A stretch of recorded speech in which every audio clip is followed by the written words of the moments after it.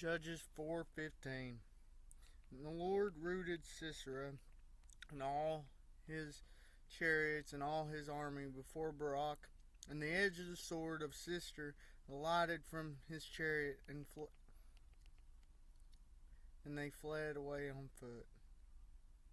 You know, God allowed this to happen. It was by God's leadership that they were winning this battle. No matter what happens in our life, if we're putting God first, we're victorious.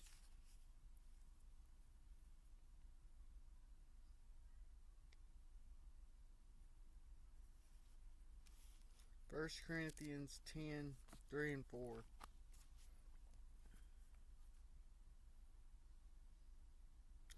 For while we walk in the flesh, we do not carry out our own campaign in the way of the flesh. Which means now that we're Christians, yes, we're still rooted in the flesh. We're going to be tempted by our own wants, our own desires. Not always bad, you know.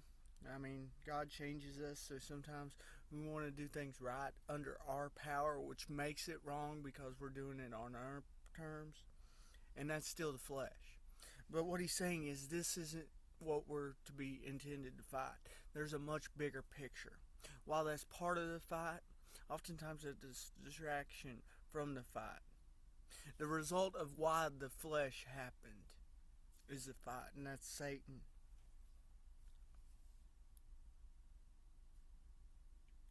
For the weapons of our campaign are not fleshly but divinely powerful, for demolishing of fortified positions. Which means that God gives us weapons. We aren't fighting the flesh. We ain't fighting demons by our power, by what we are given, but by what God has. And by what we're given naturally, but what God gives us spiritually. The battle isn't something we're going to do with things we were born with, but things He now gives us. The Word, the prayer life. These are the things that are going to allow us to become victorious.